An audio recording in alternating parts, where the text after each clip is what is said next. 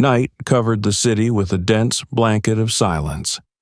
A light wind ruffled the leaves as if warning of something ominous. A young, dark-skinned boy, holding his leash tightly, led his dog confidently down the deserted street.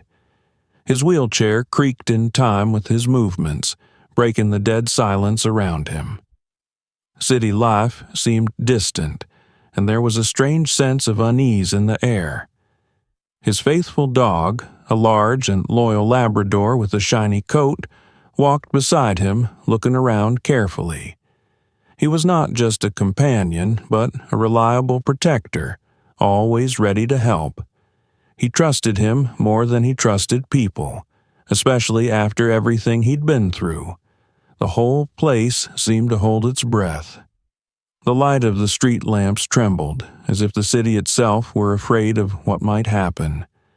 On the corner, in the shadow of one of the houses, someone's figure flickered. The boy tensed slightly, but tried not to pay it any mind. It was not the first time he had been here, and he was used to the stares of passers-by, sometimes full of pity and sometimes full of contempt.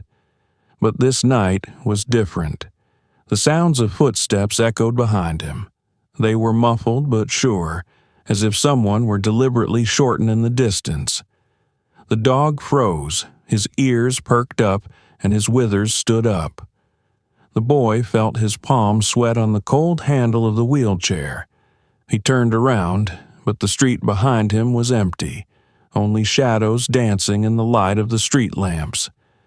"Easy, buddy," he whispered, trying to calm the dog, but more so himself.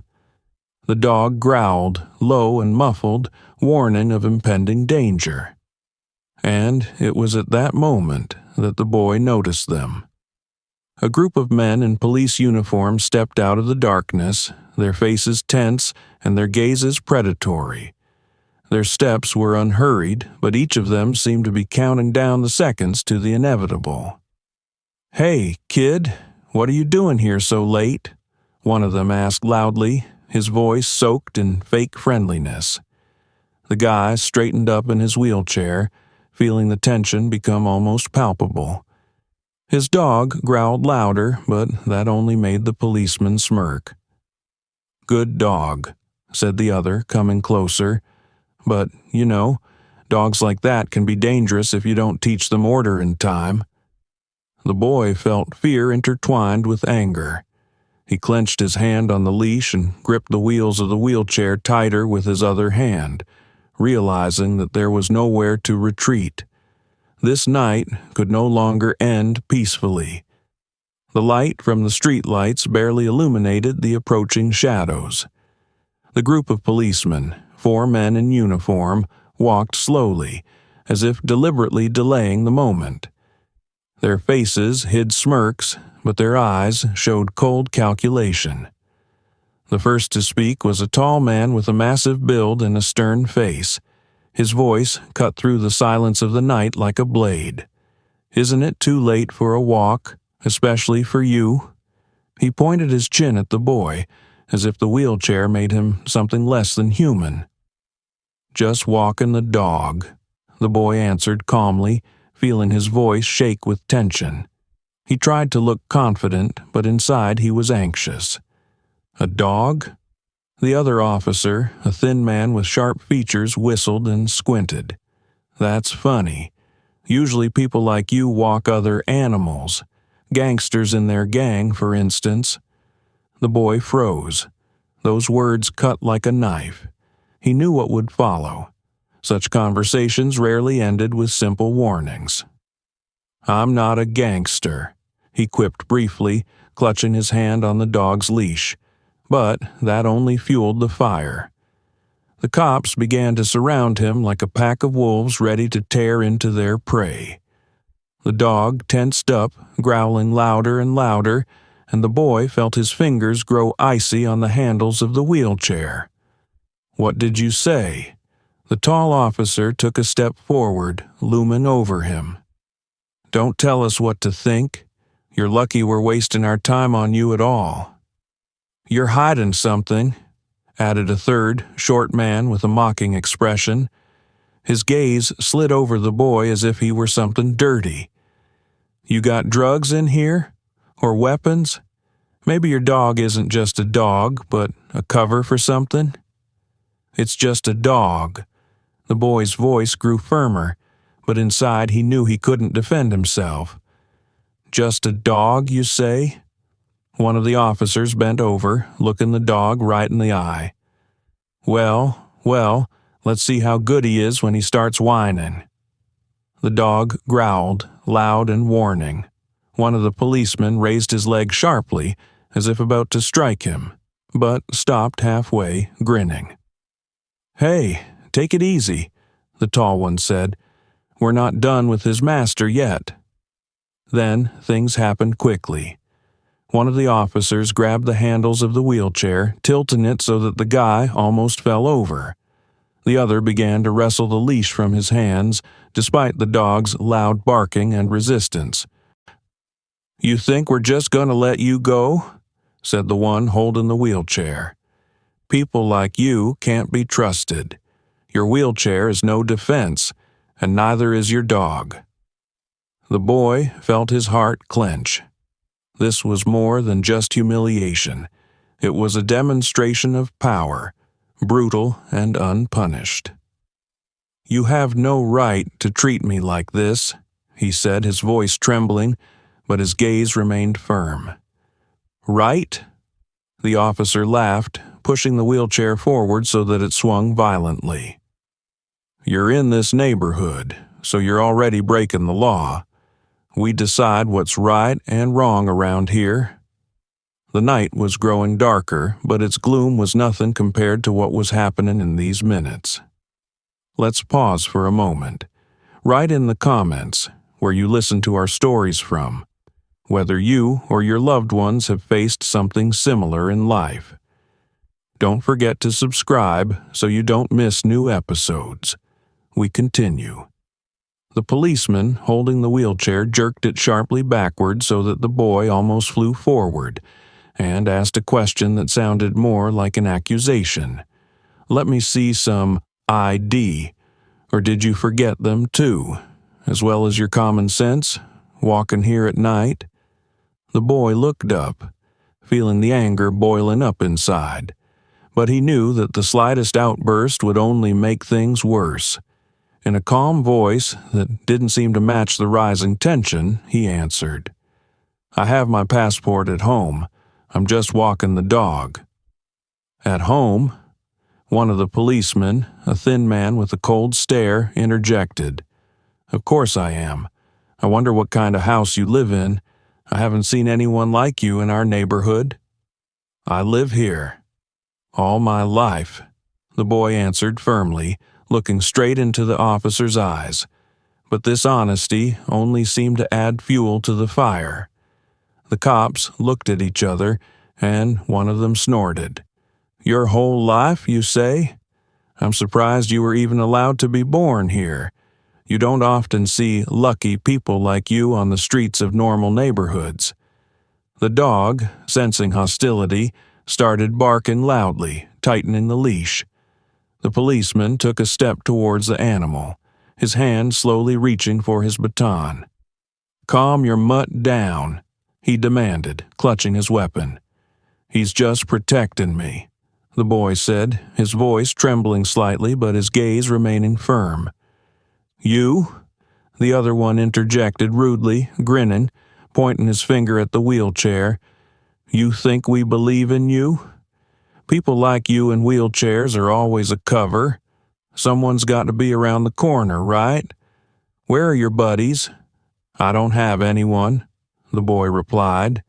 But he heard only muffled laughter in response.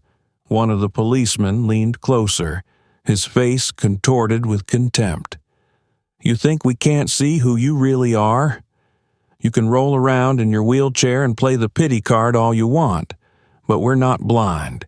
People like you always bring trouble. The boy felt a chill run down his back. This conversation wasn't a test or even a threat. It was an open demonstration of power, a power he couldn't resist. "Do you have identification?" the other one continued. "Or do you also think that there are no laws for people like you?"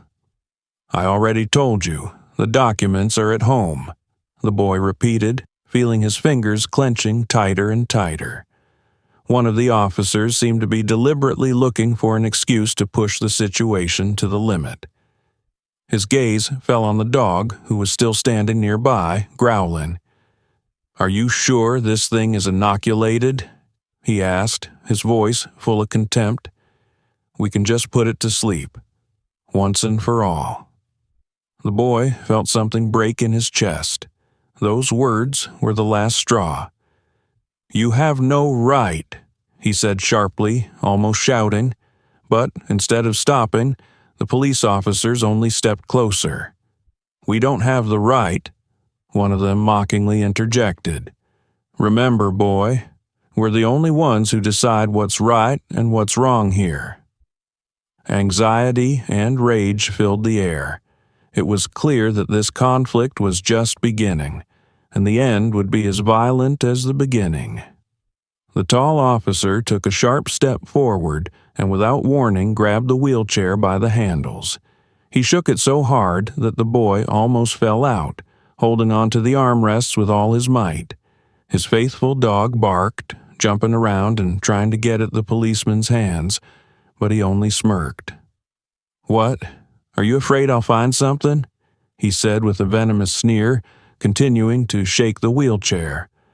"Or maybe you're just not used to people like you checking?" The other policeman laughed, as if his words were some kind of brilliant wit. One of them leaned closer, peering into the boy's eyes. "Do you keep drugs in here?" he asked, his voice full of mockery. "Or do you think your wheelchair makes you untouchable?" The boy remained silent, gritting his teeth. He knew that any word would only make the situation worse, but his silence only seemed to annoy them. "Hey, he's also quiet," said a third, tapping the wheelchair wheel with his baton. "Maybe he's just hiding behind his heroic appearance. Look how brave he is." "Bold?" The other one, the one holding the wheelchair, interrupted. He yanked the wheelchair again, so that the boy almost flew forward. "People like him only know one thing: how to be a victim. I bet you've been living off our tax dollars all your life. I don't think you've ever worked a day in your life." The policeman's words were like blows, their harshness intended not just to humiliate, but to break. One of them stepped around the wheelchair and pointed to its rear wheels with a snicker. "Why don't we see how he's doing without them?" he said, grabbing one of the wheels like he was going to take it off. The dog barked again, his growl loud and threatening, but the officers only swatted it away like a pesky fly. "Calm your mutt down," one of them said, clutching his baton, "or we'll do it for you." "You have no right," the boy finally squeezed out, his voice shaking with restrained rage and humiliation. "License?" The officer, still holding the wheelchair, leaned forward, his face dangerously close. "You don't have any rights here, understand?" He pushed the wheelchair so that it went backwards, hitting the pavement. The guy barely kept his balance. At that moment, one of the policemen kicked the dog, causing it to bounce and whimper. "Now that's fair," he smirked. "What are you going to do? Call Mommy?"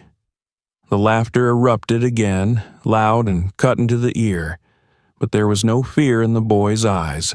His rage seemed to have become almost palpable. The cops could break his wheelchair, could humiliate him with words, but they couldn't destroy what was inside him. They just hadn't realized it yet. The dog barked loudly, breaking into a shrill bark, defending his master.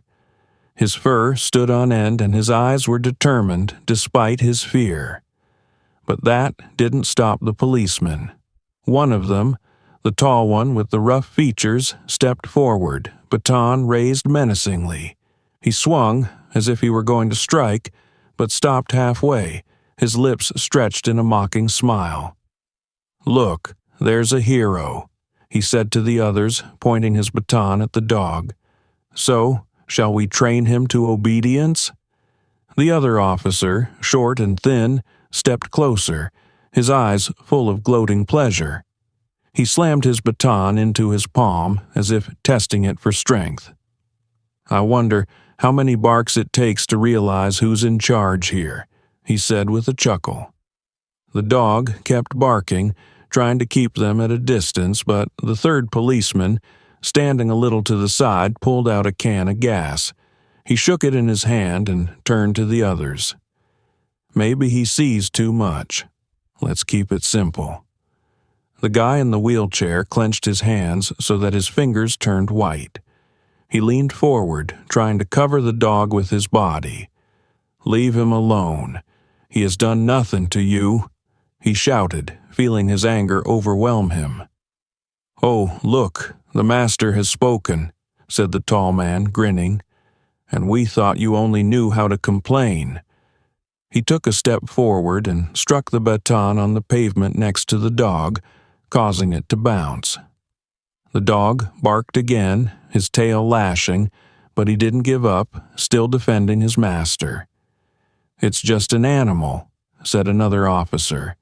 "Maybe it's protecting its master because it knows he's guilty." The words sounded like an insult calculated to break and humiliate. One of the policemen suddenly grabbed the leash, pulling the dog closer. "Hey, good doggy," he said with fake affection. "Or maybe you're just as troubled as your master." The dog jerked, growling and tearing out of the officer's grasp. At that moment, the other fired a canister, sending a jet of gas directly into the animal's face. The dog whimpered, jumped back, his eyes reddened, and his barking turned into a desperate whimper. "No!" the boy shouted, trying to reach for the leash, but the officers surrounded him, preventing him from getting any closer. Now calm down, boy," one of them said, looking down at him. "It's just a dog. But you know, sometimes dogs reflect their masters, and this one seems to be just as useless." The laughter echoed through the night again as a loud, cutting sound, filling the silence with anger and humiliation. The dog, panting, struggled to rise to his paws, still ready to defend his master despite the pain and fear. But the police were ruthless, and this night promised to be even longer. One of the officers, tall and with a stern face, looked down at the boy as if to assess how helpless he was. Then he grabbed the handles of the wheelchair and yanked them violently, forcing the boy to lose his balance. A moment later, he collapsed onto the cold asphalt. His body hit the ground, and the wheelchair, having lost stability, swayed and fell on its side. The sound of the impact echoed through the deserted street, mingling with the hoarse growl of his dog, who was still trying to protect his master. "That's it." The officer grinned, stepping back as if he'd just done something remarkable. "And now you're in your place." "Look, he can't even crawl properly," said another, chuckling, pointing to a guy who was trying to get up on his elbows, his face scrunched up from the fall.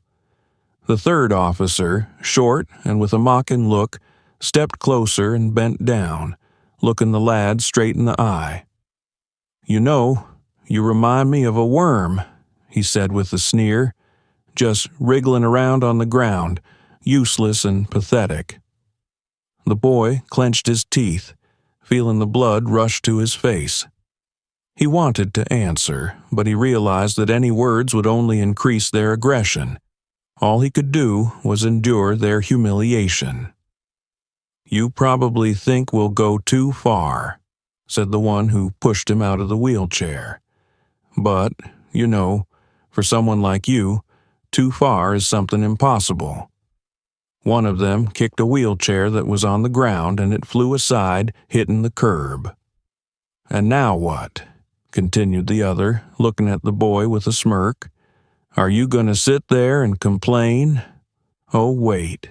You can't even sit down anymore." The laughter of the policeman filled the street, and the boy felt the humiliation and anger overwhelm him. He looked at the dog, who was struggling to breathe after the attack, but was still trying to crawl closer.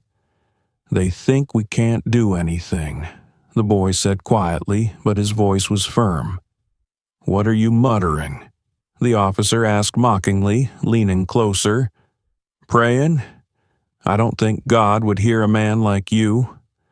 The boy raised his head, his gaze full of anger and determination. Despite the pain, he mustered all his courage to stand up for himself and his dog again, even if his chances were slim. But the policemen continued to surround him, as if enjoying their domination. They saw him not as a human being, but as an object to be humiliated, deprived of all rights and dignity. And every gesture, every word, became more and more cruel. The night grew darker and darker, and it seemed that it would not end well for the boy and his dog. Let's pause for a moment.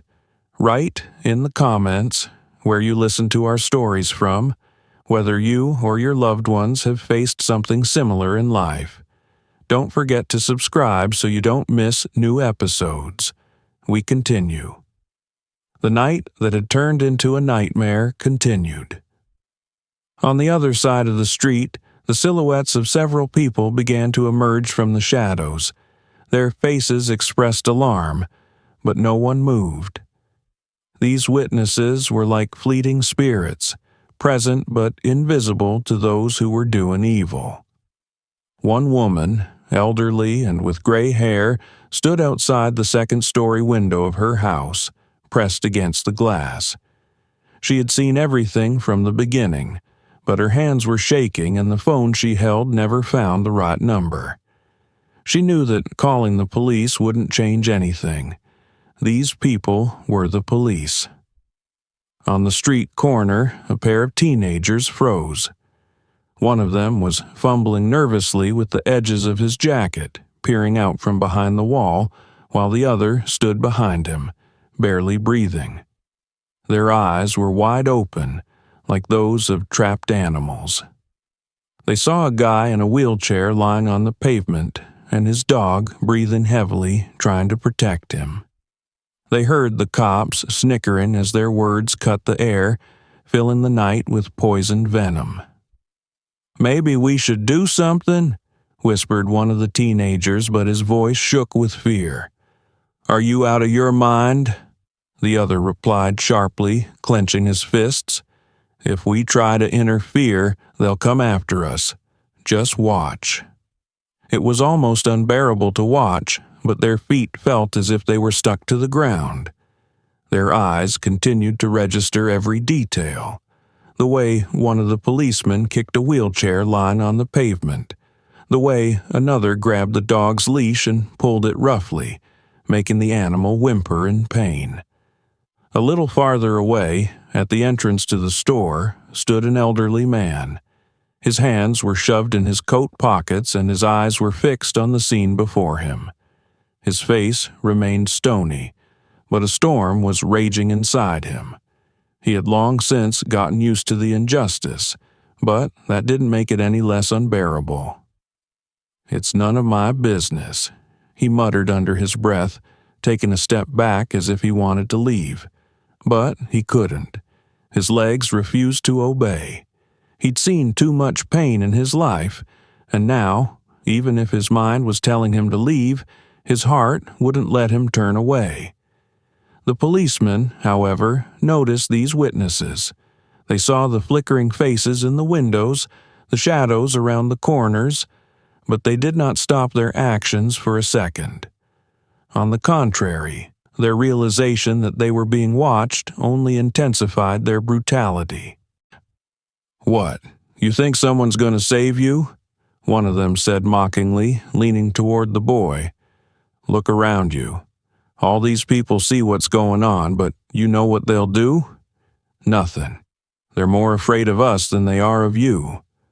Those words were like a knife plunged straight into my soul. They were the truth, bitter and undeniable. No one even stepped forward to help. "Look, boy," added the other officer, waving his hand toward one of the houses. "That's probably where Grandma is hiding behind the curtains, maybe even holding a cell phone.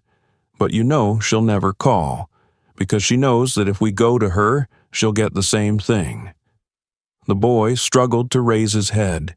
His body ached, and his face was scarred and dirty, but his gaze was full of rage and contempt. He did not say a word, but his silence was louder than any shout. The cops continued their mockery, enjoying the feeling of total impunity. In their eyes, this guy was a nobody, an empty place, deprived of any right to dignity. To them, the witnesses were just background, a useless crowd that would never dare to raise their voices. And in this terrible moment, each of the silent observers felt the weight of their cowardice. They saw the evil happening right before their eyes, and they realized that their silence made them complicit. But fear was stronger than conscience, and the night continued to be filled with unspeakable pain and despair. The dark past that the boy's father had tried to put behind him came to life again with the first phone call. His phone rang in the middle of the night, breaking the heavy silence. On the other end was a worried neighbor who whispered that his son had been attacked by the police. Her voice trembled, every word drenched in fear. She described how several officers had humiliated him, dragged him out of his wheelchair, and abused his dog. But the most important thing that came through in her words was despair. No one helped. The boy's father, a man with strong features, weathered by years of service in hot spots, slowly hung up the phone. Inside him, everything was churning. Anger, resentment, rage, all mixed into a vortex that threatened to burst out. He looked at the wall where his old military decorations hung. Once those medals had symbolized his honor, his fight for justice. Now they seemed to him an empty reminder that justice was not always available to those who needed it. Everything he had been through in the war seemed like it should be behind him. He was a man who knew what death was, had seen cruelty in its purest form, and understood how fragile human life was. But he also knew what those who abused their power looked like. He had met such people in other countries, in faraway battles, and now he saw the same evil here, on the streets of the city, against his own son. His father remembered how many years ago, before his service, he had faced the same contempt. His skin, his background, all made him an outsider in his own country. In the war, he had thought he had proven his worth by shedding blood for a country that never seemed to appreciate him. But now, after hearing about what had happened to his son, he realized that nothing had changed. He sat down at the table, his hands trembling with tension. An open knife lay beside him, a reminder of those days when every action could be a matter of life and death. The veteran closed his eyes and memories flashed before him. Cold nights in the desert, the sound of gunfire, the screams of his comrades. He remembered killing to protect those he cared about. That part of him had always been with him, deeply buried but never completely gone. Now that dark side had come out again. He couldn't let the people who had sworn to protect turn his son into a victim. They thought he was helpless, that he was a nobody like everyone they'd humiliated before. But they didn't know who was behind this guy, who was willing to do anything to get justice. His son, the one he had protected all his life, now needed him more than ever. The man stood up, his gaze cold and determined. He knew exactly what needed to be done. There were things stored in his house that he had vowed never to use again, but that vow meant nothing now. My father dialed the number of an old comrade with whom he had been through fire and water. They hadn't spoken in years, but words were unnecessary. The man briefly explained the situation, and the other end of the line answered only quietly but firmly, "I'm with you." The night fell into an ominous silence. The police officers who had abused his son thought their actions would go unpunished. They thought this family was too weak to fight, too scared to respond. But they were wrong. The father knew what he was doing. He had only seen evil triumph when good people did nothing, and he wasn't going to be one of those who just watched. His mind was buzzing with plans. He knew that this battle would be different from the ones he had fought on the front. Here, there were no weapons of mass destruction, no enemy on the other side of the barricades. Here, his enemy were men who had betrayed the very idea of defense and justice. But he was ready to fight, because now not only his family's honor was at stake, but the truth itself. This night no longer belonged to the police officers. It belonged to a veteran who had gotten another taste of battle. My father, back home, began to act as he was accustomed to do in his military campaigns, with a cool head and a clear purpose. His first step was to gather all the evidence he could. He explored every street corner where the attack had occurred, found surveillance cameras, talked to silent witnesses who, though afraid, still agreed to share what they had seen. One of the teenagers who watched the incident anonymously gave him a video shot on his cell phone. The video showed everything: how the police pushed his son out of his wheelchair, how they abused his dog, how they laughed, confident of their impunity. Dad watched the video over and over again. Each frame filled him with anger, but he knew that emotion wouldn't help. He realized that his enemy was not just these men in uniform, but a whole system that allowed them to do evil. He contacted journalists, sent them the footage and a detailed description of what had happened. His name quickly went viral on social media. The story of a veteran whose son in a wheelchair was humiliated by police officers instantly caused a flurry of outrage. The veteran did not stop there. He contacted human rights organizations. He knew where to turn to in order to keep the case quiet. They provided him with lawyers who began to prepare the case. The situation was gaining momentum, but his father knew that this was not enough. He went on several national TV channels and gave interviews where he described all the horrors of that night without hiding any details. "These people thought my son was nothing," he said with a cold, even voice. "They only saw him as a guy in a wheelchair, as a black guy who they didn't think deserved respect or justice. But I'm not going to let this go unpunished." The scandal broke with deafening effect. The names of the officers involved in the attack began to surface one after another. Each of them tried to justify themselves, but under the pressure of evidence their words sounded pathetic and unconvincing. The video went viral on the internet, and public opinion came down on them with unprecedented force. The first to be fired was the one who pushed the guy out of the wheelchair. His face became a symbol of police brutality, and pictures of him spread all over the media. Under public pressure, he tried to go into hiding, but everywhere he was met by the cries of outraged people. His house was surrounded by protesters demanding justice. The other officers, the ones who laughed and humiliated, tried to deny their guilt, but each was exposed. Their careers collapsed like houses of cards. One lost his job after other complaints about his racist remarks and violence in the service surfaced. Another became the subject of an investigation related to past abuse of authority. But even as the system began to show cracks, the father knew it wasn't enough. His son continued to lie in the hospital, his body and spirit scarred. The wheelchair destroyed that night was only a symbol of deeper damage.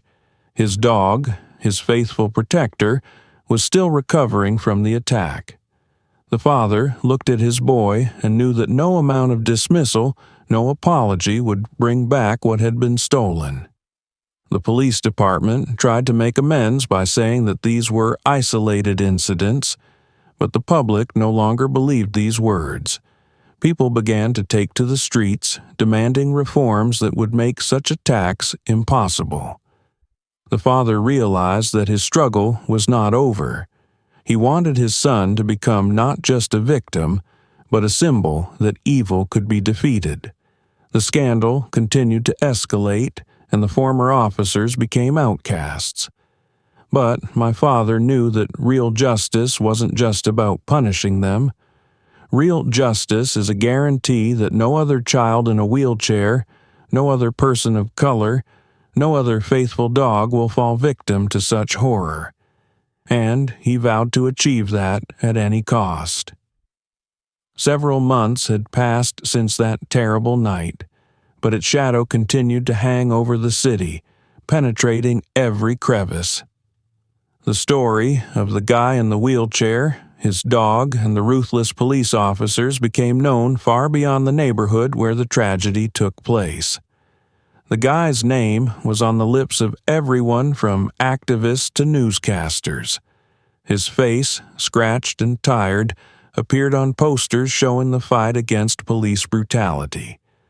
But even with these loud calls for justice, there was a deep wound inside him and his family. The boy still couldn't forget that night. Every time he looked at his new wheelchair, he felt a strange mixture of gratitude for being able to move and hatred that its necessity reminded him of the experience.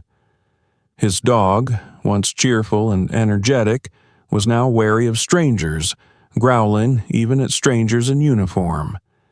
Their bond remained strong, but fear had settled in both of them, like an intruder that couldn't be kicked out. The city has changed too. Protests, which began shortly after the story was made public, swept the streets. People shouted into megaphones, holding placards that read, "Justice for everyone," and "Stop killing our hope." There was a fire in their eyes, but deep down, many realized that one scandal was not enough to eradicate what had been fed by years of silence and fear. The boy's father, a veteran, became a symbol of determination and strength. His calmness and clear words inspired many. He did not seek revenge, but his gaze spoke of something he would never forget. His name had become associated with the fight for justice, but the same emotions still simmered inside him as the first night after the attack. Anger, pain, and guilt for not protecting his son in time. The system tried to show it had changed. The police department announced new reforms promising better training and clear measures against racism. But many knew these words were just an attempt to save face. The year before, other victims had heard the same promises, and still the violence continued. The boy became the face of this struggle, but he didn't want to be a hero himself. He didn't want to become a symbol, but he had no choice. People saw him not just as a victim, but as proof that the system was broken. Journalists came to his house, asking questions, demanding interviews. He answered, but each time he felt the words draining him of his strength. "You want to know how I feel?"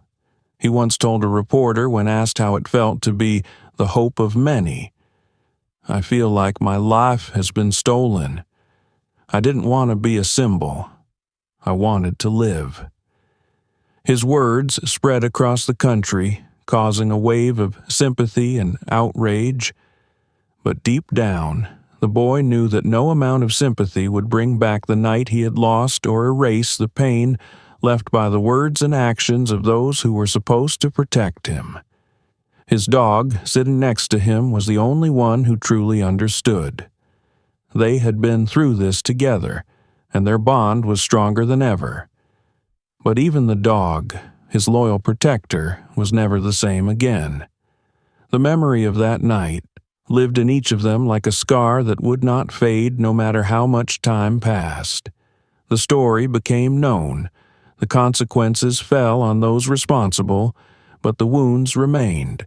They were a reminder of how easy it is to destroy someone's life and how difficult it is to rebuild it. Years later, people continued to tell this story. It was cited as an example that inequality and cruelty still live among us. But for the boy and his family, it wasn't just a story. It was their life, full of pain, loss, and memories they couldn't forget even if they wanted to. The story of his tragedy has become a symbol, but symbols cannot heal.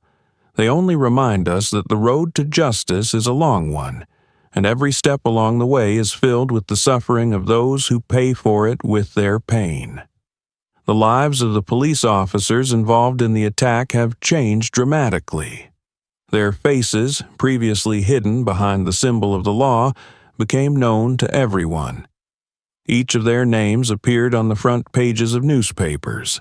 Their photos were spread on social networks with thousands of comments full of hatred and contempt. Society no longer saw them as defenders of order. They were now symbols of cruelty and racism that had no place in the civilized world. The first blow for each of them was dismissal. The police department, trying to save its reputation, hastily declared that such actions were inconsistent with the values of the organization and desecrated the honor of the service. They lost their badges, their guns, and everything that gave them the power they had so abused. But that was only the beginning of their downfall. A tall officer who first pushed a guy out of a wheelchair has come under scrutiny from prosecutors. He faced criminal charges of abuse of authority, assault, and racial discrimination. He faced real jail time. In court, he looked very different from the night before. His confidence was gone, his face was gray, and his eyes ran like a hunted animal. His lawyer tried to justify his actions, claiming he was acting under stress, but public opinion was adamant. The judges, pressured by the evidence and public outcry, handed down a guilty verdict. Another police officer, the one who used a spray can against the dog, also found himself under investigation. Other incidents surfaced in his past where he used force without sufficient justification. The public began to question why such people had access to power in the first place. Protesters demanded that such officers could never again work in law enforcement. He lost everything: his job, his reputation, his friends.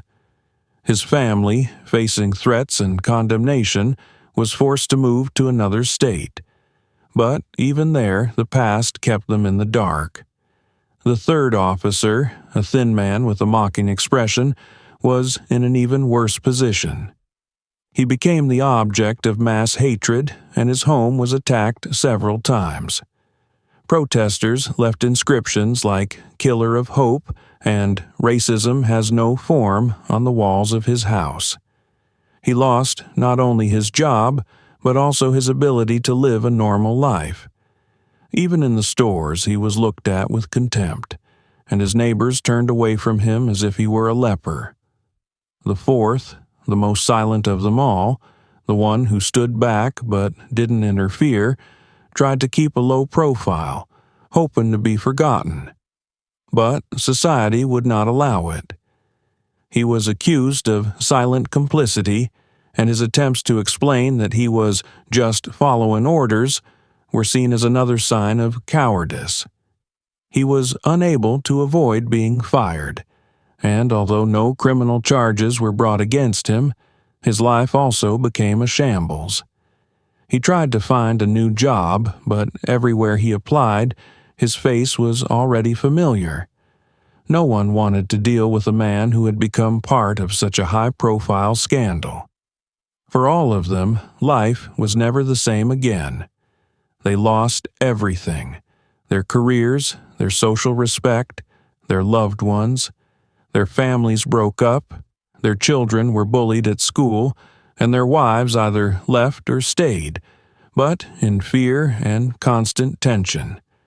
Their past haunted them like a shadow from which it was impossible to escape. Even years later, their names kept popping up in conversations, in articles, in discussions about systemic police problems. The worst thing for them was that they lost not only their jobs, but their power. Once they could make people afraid, could abuse their uniforms, knowing that nothing would happen to them. Now they themselves had become objects of hatred and judgment. Their lives had become a life of escapism, filled with fear and loneliness. One of them tried to write a book telling his version of events, trying to make himself look like a victim of circumstances. But the public met it with contempt. No one wanted to hear excuses. For everyone, they were the ones who had trampled on human dignity, and that mark was left on them forever. Their lives were ruined, just as they had ruined the life of that guy in the wheelchair. But, unlike him, they never had a chance to be a symbol of struggle or hope. They remained only a reminder of how low a person with power can fall, and how that power can be destroyed by justice and the anger of those who are no longer willing to be silent. A few years have passed, and the life of a family that survived a terrible tragedy has finally begun to find balance and bright moments. The story of a boy in a wheelchair, his veteran father, and his faithful dog became not only a symbol of the fight against injustice, but also a source of change that affected many lives. The boy, despite the severe trauma to his mind and body, did not break down. He went to university where he studied law, striving to become someone who would defend those who had once been humiliated and deprived of dignity. His wheelchair was no longer a limitation for him. It became a symbol of his strength and perseverance. He was active in the community, speaking at forums, meetings, and conferences, inspiring others by his example. People came to him for support, and he was proud to help anyone in need. His dog, once scarred and frightened, had also recovered from his trauma.